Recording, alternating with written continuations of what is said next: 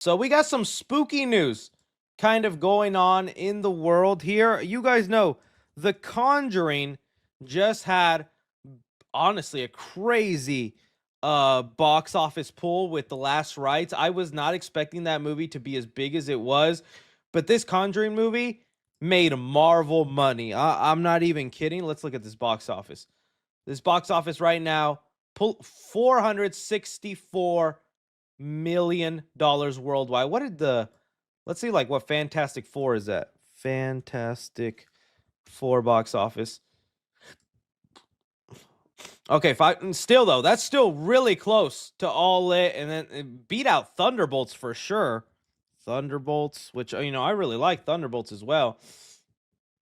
Yep, Conjuring 4 beat out Thunderbolts. It's just to say things are going strong, and with things going strong, it gives them confidence to start revisiting even some of their weaker entries to try and get more out of it, leading us to them announcing a La Llorona sequel. That's right, buddy, oh boy.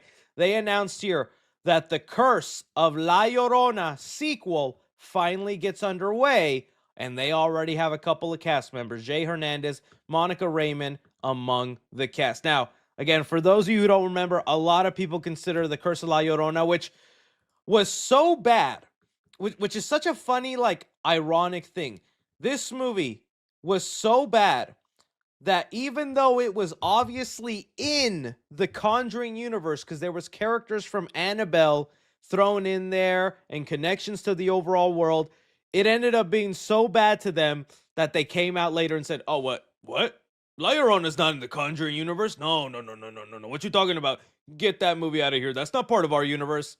Well, what? You can't do that. You can't just pick and choose when one of your good or bad movies is in your universe. It's part of your world, and you're gonna stick to it now, my friend. Well, they're like, all right, let's do it again. Let's see what will happen. The funny part, though, I was mentioning, this is though the movie that ended up giving us the keys to Michael Chavez to then take over every Conjuring movie. So it wasn't a good enough movie to stay in the universe, but the director was good enough to be handed the keys for all the Conjuring films, and we're like, what? How does that make sense? Okay, couple things on this. So, one, I'm gonna be down for this movie. I know, and I totally get it.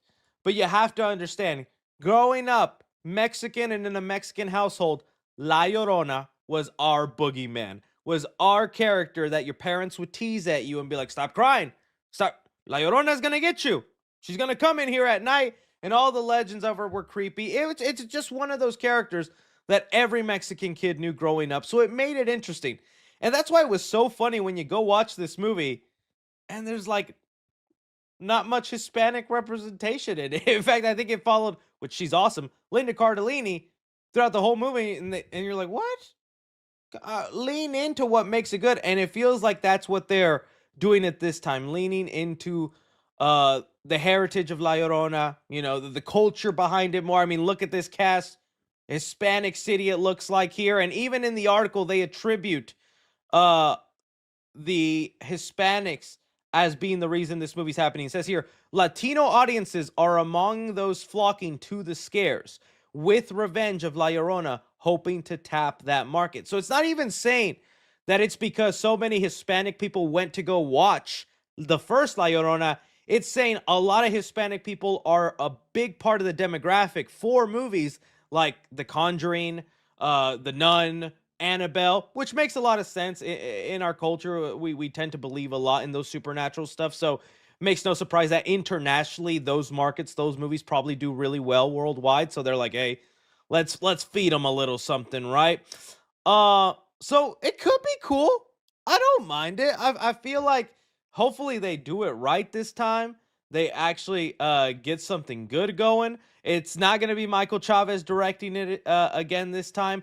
The biggest thing I'm hoping for with this is that it's going to be the Annabelle creation or the Ouija origin of evil of the La Llorona movies. If you don't know what I mean by that, we had movies like the first Annabelle that sucked, and then you had Annabelle creation, which was awesome, and then you had the Ouija movie where the first film again I thought sucked. It was terrible. But then you had Ouija Origin of Evil, and it was actually pretty good.